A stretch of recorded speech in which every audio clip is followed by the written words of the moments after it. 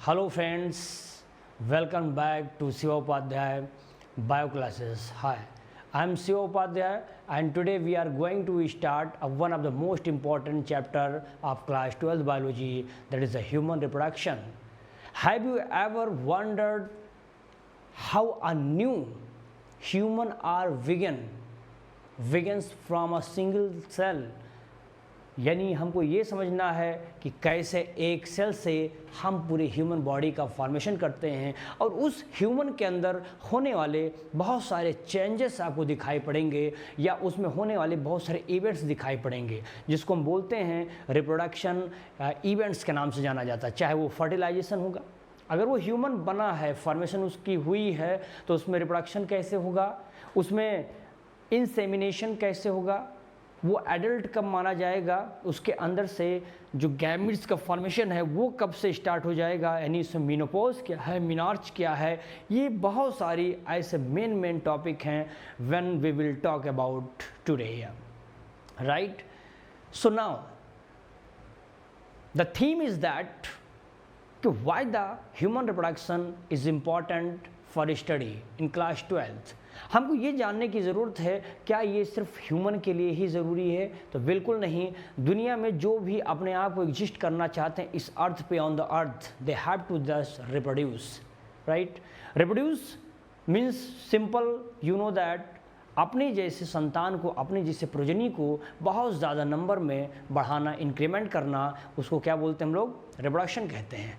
Simple आपको जानना है कि अपनी प्रोजनी को, देखो दुनिया का हर एक ऑर्गेनिज्म बेटा चाहता है कि हम अपने पॉपुलेशन का नंबर को क्या करें, बढ़ाएं। यानी अपनी पॉपुलेशन को जो जितना ज़्यादा एग्जिस्ट कर पाएगा वो उतना ज़्यादा सर्वाइव कर पाएगा, सर्वाइवल ऑफ फिटेस्ट रूल है, आपको पता होगा। तो यानी कि अपने जनसंख्या को, अपने नंबर को, अपनी पॉपुलेशन को बढ़ाना हर एक ऑर्गेनिज्म चाहता है। इसके लिए उनको करना पड़ेगा, रिप्रोडक्शन करना पड़ता है। आपको पता भी होना चाहिए ये बात कि रिप्रोडक्शन भी मोस्टली हम बात करते हैं तो एसेक्सुअल और सेक्सुअल की बात करते हैं। You know why the asexual and the sexual reproduction are the different to each other. Of course asexual reproduction only preserve the genetic material, वो आपके जेनेटिक मटेरियल को बेटा प्रिजर्व करता है। But in the case of the sexual reproduction you will find the variation, बहुत सारे variation मिलते हैं। ह्यूमन की रेसेस आप देखिए, हम आप हैं, हमारे आपके फेस मैच नहीं करते, we can not be just match to each other, just a different, a slightly different. We know that human bodies have the 0.99. If a son is a just like his parent, his father, 99.99% वो सन अपने parents से क्या होता है, बिल्कुल same होता है। तो डिफरेंस क्या है, वेरिएशन क्या है, 0.1 का। यानी हमारा और हमारे पेरेंट में, हमारे फादर में सिर्फ 0.1% का डिफरेंस है। इसी के वजह से वेरिएशन क्रिएट हो जाता है। ये कब हुआ होगा, सेक्सुअल रिप्रोडक्शन की वजह से, just because of sexual reproduction. ऐसे बहुत सारे ऑर्गेनिज्म होते हैं बेटे जो अर्थ पे हैं और वो अपने पेरेंट की तरह दिखते हैं, लेकिन कुछ वेरिएशन हो जाना, यानी वो सेक्सुअल रिप्रोडक्शन को संकेत इंडिकेट करता है। और वो जो इंडिकेशन है, वो जो डिफरेंस है, वो जो वेरिएशन है, वो सेक्सुअल रिप्रोडक्शन की वजह से है। वो कितने % का है, तो 0.1% आप बताएंगे, राइट। सो नाउ अब हम लोग इसमें तनिक भी लेट किए हुए टॉपिक पर बात करते हैं जो सबसे इम्पॉर्टेंट होगा। पहले हम देखेंगे क्या क्या, देखिए आज हम पूरी टर्मिनोलॉजी को समझेंगे, फिर ह्यूमन में समझेंगे, रिप्रोडक्शन यानी कि मेल में देखेंगे, फीमेल में देखेंगे। ऐसे करते करते टॉपिक को हम 3-4 पार्ट में इस चैप्टर को क्या करेंगे, फिनिश कर देंगे। तो इसको बहुत ही अच्छे से आराम से समझिएगा, आराम से समझिए, बहुत ही अच्छा लगेगा ये चैप्टर। आपको मैं बता रहा हूँ ये बहुत इंटरेस्टिंग है। इसको अगर आपने बढ़िया से समझ लिया, पढ़ लिया, तो मुझे लगता है कि इससे इजी चैप्टर कुछ है भी नहीं इस 12th में। लेकिन अगर आपने नहीं पढ़ा है तो ऑफकोर्स यकीन मानिए दोस्त, बहुत ही लेंदी कहा जाता है, इसको याद करना पड़ेगा। लेकिन biology is not a mug up part, सिर्फ रटने वाला नहीं है। यू हैव टू अंडरस्टैंड कि क्या है वास्तव में ये रियलिटी। रिप्रोडक्शन पढ़ने का मतलब ये होना चाहिए, आपको ये समझना चाहिए कि रिप्रोडक्शन में सिर्फ फर्टिलाइजेशन होता कहाँ पे है, फर्टिलाइजेशन कहाँ पे होगा, फ्यूजन कैसे हुआ, गैमीट का फॉर्मेशन कहाँ पे होता है, ऐसे बहुत सारे टॉपिक को हम लोग इसमें समझने वाले हैं। तो आइए बिना लेट किए हुए बेटे हम इसमें समझेंगे। सबसे पहले आपको बता देते हैं एक सिंपल डेफिनेशन में कि रिप्रोडक्शन क्या होता है। उस रिप्रोडक्शन को सबसे पहले अगर मैं आपसे यहाँ पर सिंपल ऐसे यहाँ पे बात करता हूँ, मैं कुछ एरो बनाते हुए चलूँगा तो इसमें बता देंगे sir it's a production, it's a production, किसका production, it's a production of spring. ठीक है, ऑफ स्प्रिंग ध्यान रखिए बच्चे का फॉर्मेशन होता है। ये कब होना चाहिए, फॉर कंटिन्यूटी, फॉर कंटिन्यूटी। ठीक है, यानी कि सर हमको ये कंटिन्यूटी के साथ ये काम करना रहता है ताकि वो कंटिन्यूटी लगातार अपनी जनसंख्या को बढ़ाना। ऐसा है नहीं कि हमने अभी जैसे कोई डॉग है अपनी पॉपुलेशन को बढ़ाया, एक बार उसने खूब ज़्यादा बच्चे को जन्म दिया, क्या अब वो रुक जाएगा, नहीं रुकेगा भाई। उसका जब ब्रीडिंग सीजन आएगा फिर से वो अपना काम कंटिन्यू करेगा। यानी हमने कहा ये कंटिन्यू चलना चाहिए, कंटिन्यू चलेगा। और कैसे, कंटिन्यू ऑफ जनरेशन चलेगा, कंटिन्यू ऑफ जनरेशन चलेगा। आई होप कि ये छोटी सी बात आपको समझ में आ रही है। अब इससे बेटा मैंने आपको बताया कि सर रिप्रोडक्शन क्या है, तो मैंने कहा कि बेटा it is a production of the offspring for the continuity of the generation, generation to generation खूब ज़्यादा बच्चे पैदा करो। यानी पहले एक थे, आपने एक जनरेशन में देखा बेटा ये 2 हो गए हैं, आपने तीसरे जनरेशन में देखा खूब ज़्यादा, पाँचवें में देखा आपने खूब ज़्यादा। यानी ये जो नंबर बढ़ता हुआ चला जा रहा है, कंटिन्यू आपने ग्रो कराया है, कंटिन्यू प्रोजनी को प्रोड्यूस कराया है। ये जनरेशन टू जनरेशन क्या हो रहा है, अपने नंबर को इंक्रीमेंट कर रहा है, बढ़ा रहा है। और बढ़ाएगा तो ही तो ताकत रहेगा। मोहल्ले में अगर किसी से लड़ाई हो जाती है तो क्या होता है भाई, अगर कोई मारने के लिए आ गया, 4 लोग आ गए, उसमें से एक लड़का निकला जो भी बहुत ही दुबला पतला है, पहुँच गया और लाठी लेकर निकल गया। 4 को देख करके वो हो सकता है जिस रास्ते से आया था उस रास्ते से भाग जाए फिर से वापस, वो नहीं चलेगा। लेकिन अगर उसी रास्ते से 3 लोग बाहर मारने वाले आ गए हैं, वो फिर से दरवाज़ा खटखटाए, अब इस बार से उसमें से 8 निकले, 8 लाठियाँ निकल पड़ी। अब जरा बताना कौन भागेगा उल्टा पाँव, वो वही भागेगा जो व्यक्ति बाहर खड़ा होगा। यानी वो क्या बता रहा है, वो पॉपुलेशन को बता रहा है। यानी कि according to population, when you will increase your population you can exist on the earth. आप अपने वर्चस्व को कायम कर सकते हैं अपने पॉपुलेशन के according. In the case of specially in human, some of you can implement in the human also. अभी आप देखिए ह्यूमन्स में भी वेरिएशन कितने हैं, आपके किसी में 2 हैं, किसी के 3 हैं, किसी के 4 हैं, 5, 8 है, 15, 20 हैं। ये क्या है, नंबर ऑफ इंक्रीमेंट हो रहा है प्रोजनी का। तो जितना बढ़ेगा वो उतना ज़्यादा अपने आप को एग्जिस्ट कर पाएगा। तो यहाँ पर इन्होंने देखा जनरेशन टू जनरेशन अपने संख्या को क्या करना होता है, प्रोजनी को बढ़ाना होता है ना। तो यही तो हमारा रिप्रोडक्शन का मेन मोटो होता है बेटा। अब हम बात करेंगे कुछ इवेंट्स के बारे में बात करेंगे। तो मैं आपको इवेंट्स के बारे में बताता हूँ क्या होता है, कौन कौन सी इवेंट्स सर हमको पढ़ना है इसमें। तो इवेंट्स मैं आपको बता देता हूँ कि sir events in human reproduction, right. यानी मैं अगर आपसे बताऊं कि सर ह्यूमन रिप्रोडक्शन के इवेंट्स क्या क्या हो जाएंगे, भाई जो प्रोसेस हो रहा है, जो जीवन में चल रहा होता है, उसी को इवेंट्स कहा जाता है। उस इवेंट्स में अगर मैं बात करूं तो नंबर 1 पे मैं आपसे बताऊं तो गैमेटोजेनेसिस होता है। ज़रा बताना गैमेटोजेनेसिस क्या हमारा हो सकता है, आई मीन्स गैमेटोजेनेसिस क्या एक इवेंट्स में है, बिल्कुल है। अरे मेल में जाओगे तो गैमिट नहीं निकलेगा, फीमेल में गैमिट नहीं निकलेगा, तो बच्चे का जन्म कैसे होगा बेटा। How the progeny are found without the gamete of the fusion. तो यानी इसमें गैमिट का फॉर्मेशन होना जरूरी है। ये गैमिट का फॉर्मेशन होना मतलब ये होता है बेटा कि इसमें कह लीजिए सर ये आस्पर्मेटोजेनेसिस होता है, आस्पर्मेटोजेनेसिस। सवाल यह है सर आस्पर्मेटोजेनेसिस होगा और क्या होगा, इसमें क्या होता है, इसमें कहिए कि बेटा ये जो आस्पर्म वाला पार्ट है, यानी इसमें सिंपल बताइए कि आस्पर्म का बनना, आस्पर्म का क्या होना, फॉर्मेशन।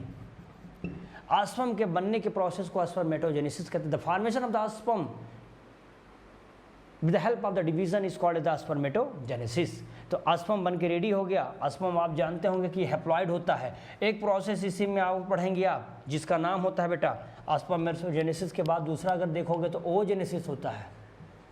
ओजेनेसिस सुना होगा ओजेनेसिस, यानी इसमें सिंपल बताएंगे कि ओवा का फॉर्मेशन होना, है ना। ओवा यहाँ पर देखोगे बेटा तो कुछ स्पर्म ऐसे होगा, ओवा कुछ ऐसे हो जाएगा, होगा तो हैप्लॉइड ही होगा ना, ये हैप्लॉइड नेचर का होगा। द फॉर्मेशन ऑफ ओवा with help of the division is called the oogenesis. ओवा का बनना, फीमेल गैमीट का बनना ओजेनेसिस कहता है। मेल में स्पर्म बनना, स्टार्टिंग फीमेल में ओवा भी बनता है। जब स्टार्ट होता है तो इसको हम क्या बोलते हैं, मिनार्च बोलते हैं। जब यही जा करके 45 से 50 साल की अवस्था में ओवा का फॉर्मेशन बंद हो जाता है, उस कंडीशन को हम लोग मेनोपॉज के नाम से जानते हैं, है ना।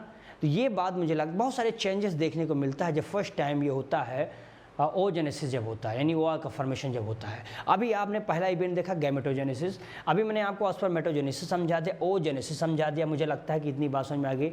अब मैं दूसरा समझाऊँ यहाँ पे आपको, इंसेमिनेशन क्या होता है। देखो भाई,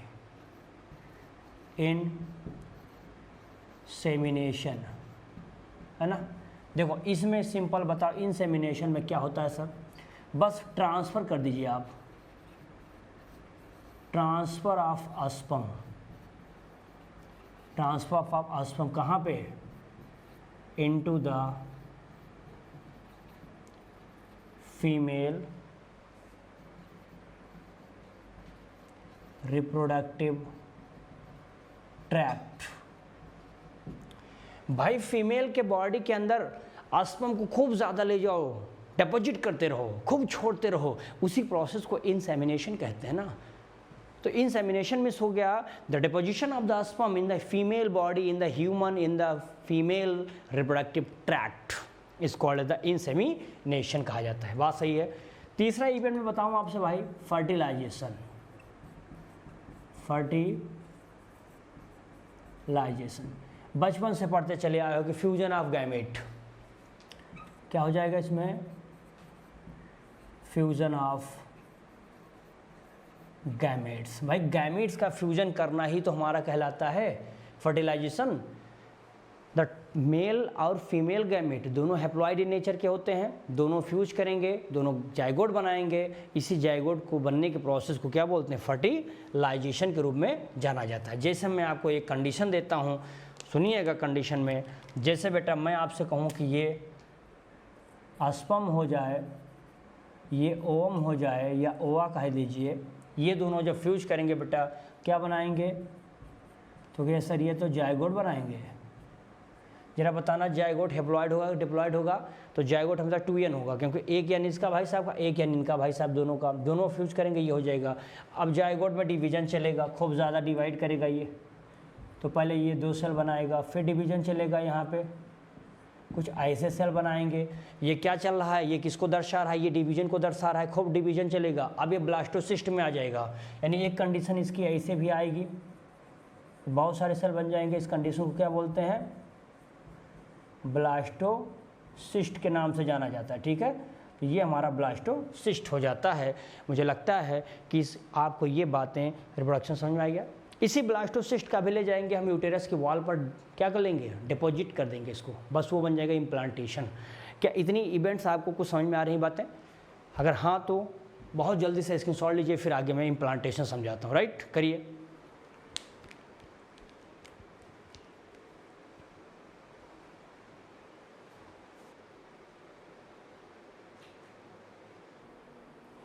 चलिए बेटा, अब हम देखेंगे इसमें इम्प्लांटेशन सर है क्या। अभी मैंने आपसे बताया ब्लास्टोसिस्ट, जब जाइगोट डिवाइड करता था तो ब्लास्टोसिस्ट क्या होता था, बना था। यानी ये जो ब्लास्टोसिस्ट है, ये जो ब्लास्टोसिस्ट है, इस ब्लास्टोसिस्ट का अटैच हो जाना, अटैचमेंट कहाँ पर, ऑन द यूटेराइन, या कह लीजिए यूटेरस की वॉल होते हैं यूटेराइन एंडोमेट्रियम, एंडोमेट्रियम वॉल। क्या बेटा ये समझ में आ रहा है, एंडोमेट्रियम की वॉल पर, ठीक है। एंडोमेट्रियम सर जो होता है उसी एंडोमेट्रियम, यूटेरस की 3 वाल होती हैं। मैं आपको आगे बताऊंगा पूरा का पूरा वाल का फंक्शन क्या है, कहाँ पे क्या काम करता है। तो ये जा करके किस तरह से ब्लास्टोसिस्ट हमारा यूटेराइन एंडोमेट्रियम के ऊपर उस वाल पर जमा हो जाता है, इस कंडीशन को इम्प्लांटेशन के नाम से जाना जाता है। क्या ये बात क्लियर है बेटा? चलिए अगले हम देखेंगे, ये तीसरा चौथा था पॉइंट। 5वें नंबर पर मैं देखूंगा एक पीरियड होता है बेटा जिसको बोलते हैं मुझे लगता है यहाँ तक आपने पढ़ा होगा जेस्टेशन पीरियड। देखो जेस्टेशन पीरियड, ठीक है, क्या बात सही है? यानी कि एम्ब्रियो का डेवलपमेंट करना। तो यहाँ लिख लीजिए सिंपल कि सर डेवलपमेंट, किसका डेवलपमेंट होगा भाई, किसका चलेगा इसमें? तो बताइए इसमें कि ये जो है सर हमारा वाल जो है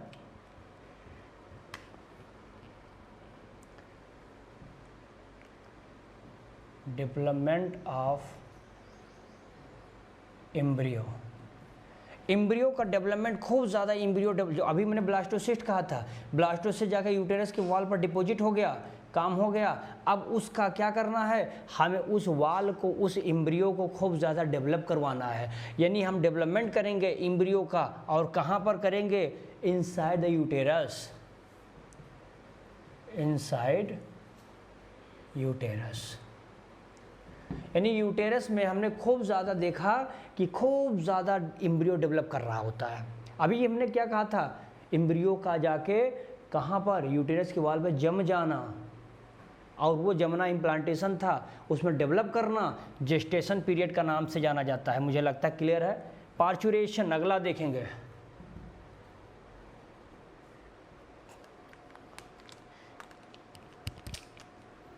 देखिए पार्चुरेशन सिंपल भाई, डिलीवरी करवा देना इसमें होगा, किसका होगा? देखो यहाँ पे बताओ कि sir delivery of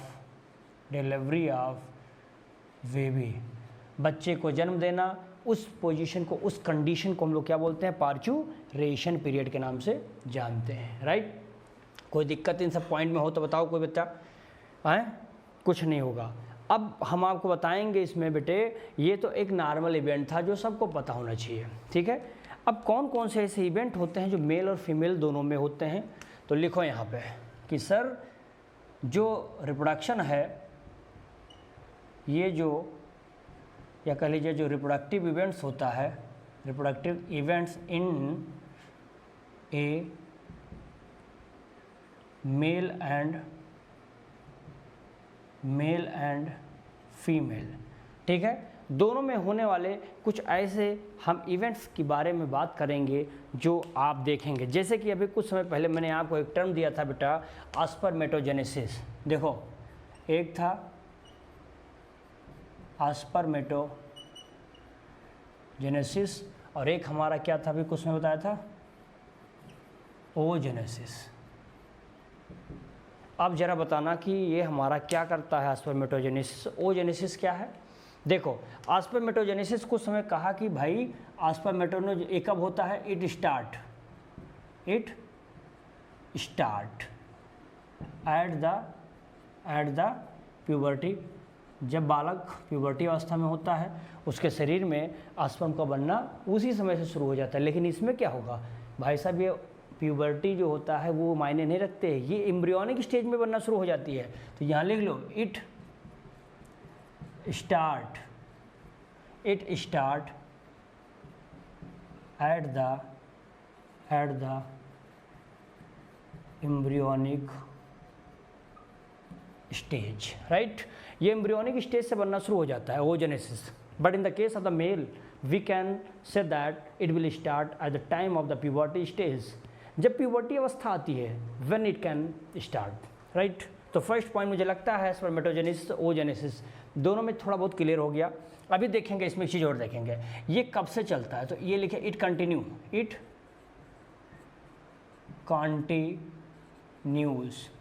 even in older man, यानी जब वो बुढ़ा तक ना हो जाए, यानी जब तक हो नहीं जाता है ये चलता रहेगा। लेकिन इसमें क्या होगा, इसमें एक अवस्था आती है जब बेटा इसमें ओवा के बनने का फॉर्मेशन क्या हो जाता है, रुक जाता है। तो यहाँ बताओ कि ये क्या होता है, ये स्टॉप्स हो जाते हैं। स्टॉप्स कहाँ पर, एट द मीनोपॉज, ठीक है ना, यानी लगभग 50 ईयर्स माना जाता है, कितना एज उसका होता है वो रुक जाता है। और इस कंडीशन में आप देखेंगे ये मेंस्ट्रुएशन साइकिल भी क्या हो जाता है, उस समय रुक जाता है, यानी कि जो मेंस्ट्रुएशन साइकिल है वो भी क्या हो जाएगा, स्टॉप। ये कंडीशन फीमेल में देखने को मिलता है। क्लियर है, इतनी बात मुझे लगता है क्लियर हो गया होगा। अब हम बताएंगे टाइप ऑफ सेक्स ऑर्गन के बारे में, इतनी आप जल्दी से स्क्रीनशॉट ले लीजिए, फिर मैं आगे बताऊँ आपको, ठीक है।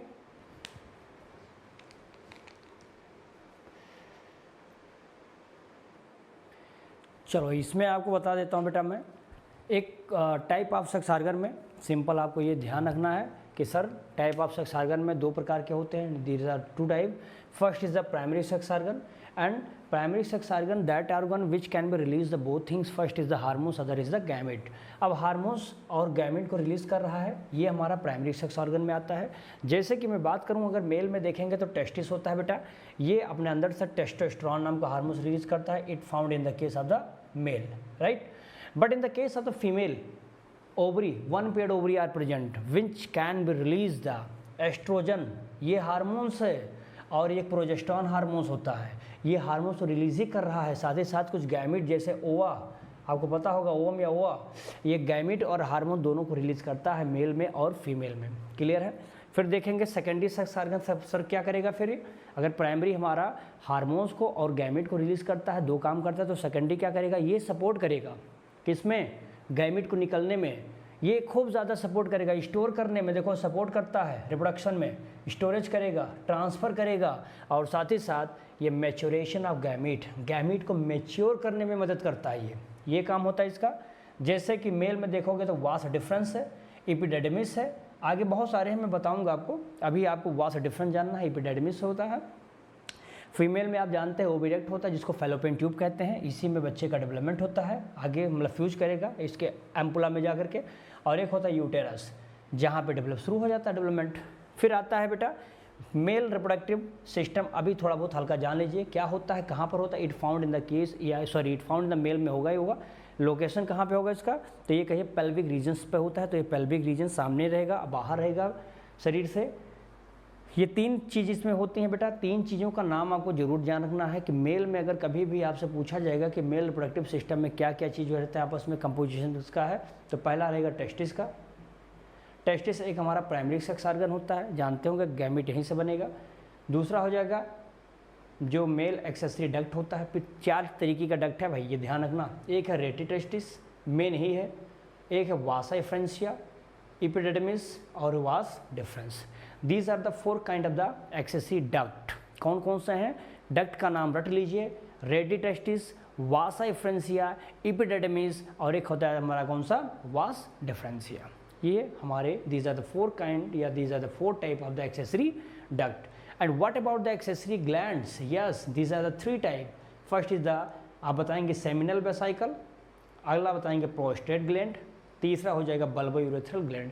बेटा यही तीनों ग्लैंड अपने अंदर से सेमिनल प्लाज्मा रिलीज करते हैं, जो आगे जा करके अभी आप देखेंगे सीमेन का फॉर्मेशन करते हैं, जिसमें फ्रक्टोज कैल्शियम वगैरह सब रहता है, वो आएगा तब बात करेंगे। अभी बस इतना ध्यान रखिएगा, एक्सेसरी ग्लैंड तीन तरीके के हैं सर, कौन कौन से हैं, सेमिनल वेसाइकल है, प्रोस्टेट ग्लैंड रहता है, और बल्बो यूरेथ्रल ग्लैंड होता है। So these are the three type of the accessory gland. And the last one is the externalia या एक्सटर्नल जेनाइटिलिया, जिसमें दो होते हैं, पेनिस होता है और scrotum. Penis you know that, scrotum is a pouch in which the testis are covered to maintain the temperature, right. इतनी बात मुझे लगता है एक छोटी सी बात थी, आपको समझाना था। मैंने इस चैप्टर का बेटा इंट्रोडक्शन दे दिया आपके सामने है।